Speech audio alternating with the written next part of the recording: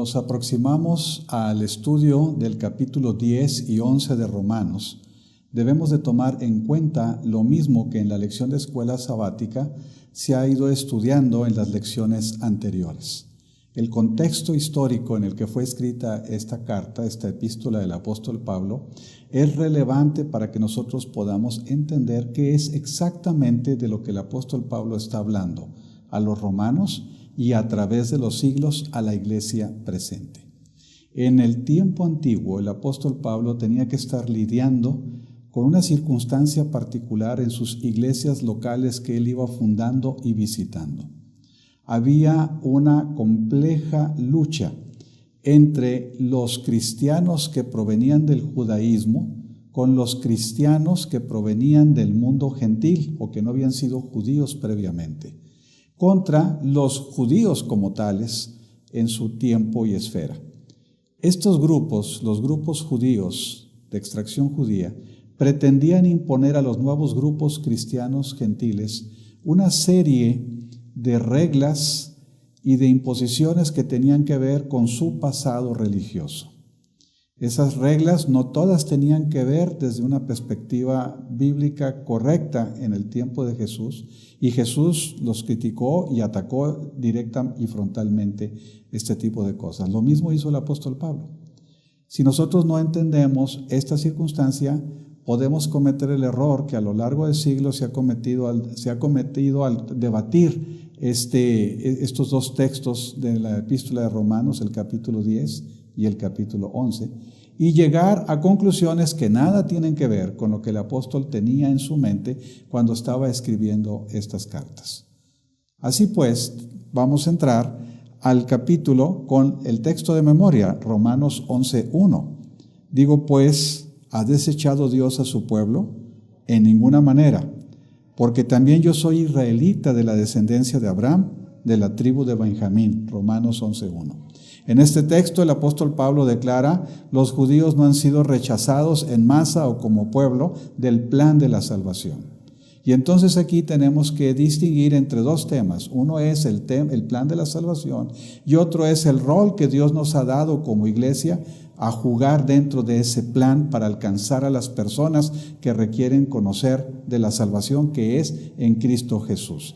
Y ahí es donde viene la confusión al paso de los tiempos, aplicando un concepto de rol a un concepto de la salvación como tal. Habiendo dicho esto, entramos al punto del día domingo, Cristo y la ley. ¿Qué papel juega la ley? Como los judíos nuevos cristianos querían imponerle a los cristianos gentiles los reglamentos y tradiciones judías antiguas, entonces el apóstol Pablo tenía que hacer un marco de diferencia aquí. No nos salvamos por cumplir con reglas, no nos salvamos por hacer reglas. No es ese el vínculo de la salvación, y sin embargo, la regla o ley tiene un propósito definido. En el libro de Romanos, capítulo 10, versículo 4, nos dice: el fin de la ley es Cristo. Es decir, el objetivo de la ley no es que hagamos o dejemos de hacer ciertas cosas, sino que la ley nos presenta cuál es la voluntad de Cristo para nosotros en nuestra vida con Dios y en nuestra vida con nuestros semejantes.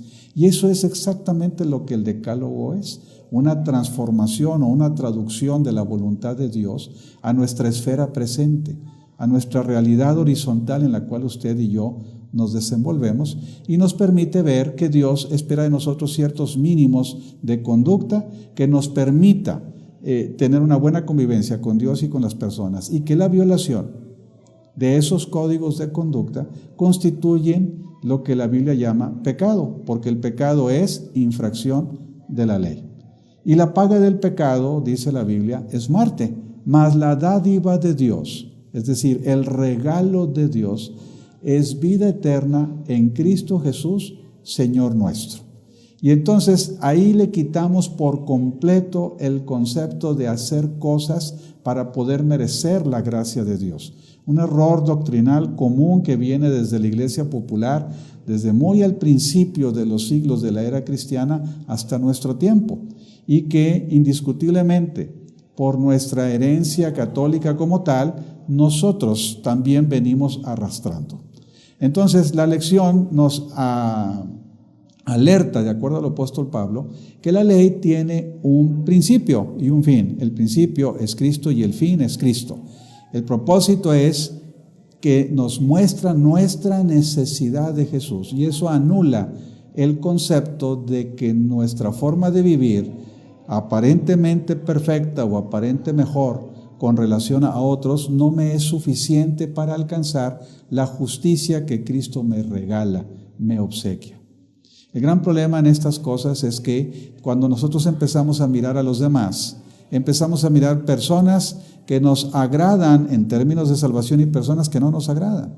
¿Quiénes nos agradan? Las personas que visten como yo, las personas que hablan como yo, las personas que comen como yo, las personas que hacen como yo, que adoran como yo, que cantan como yo. Y cuando pensamos de esa manera, empezamos a hacer no una búsqueda de salvación, sino que empezamos a sectorizar en la iglesia personas que sí son salvas o pueden ser salvas de personas que no lo pueden ser. Y entonces ahí todo el juego cambia. Y así pensaban los judíos en su tiempo, y el apóstol Pablo los estaba amonestando. Pero les estaba advirtiendo también, la gracia no es solo para gentiles, también es para judíos. La gracia no solo es para el mundo, también es para adventistas. La gracia es en general para todos nosotros, porque todos necesitamos a Cristo Jesús. Todos somos deudores, y la Biblia aclara perfectamente: nuestras justicias delante de Él o comparados con su justicia son como trapos de inmundicia. Si no vemos a Cristo, estaremos cayendo en el terrible error del legalismo.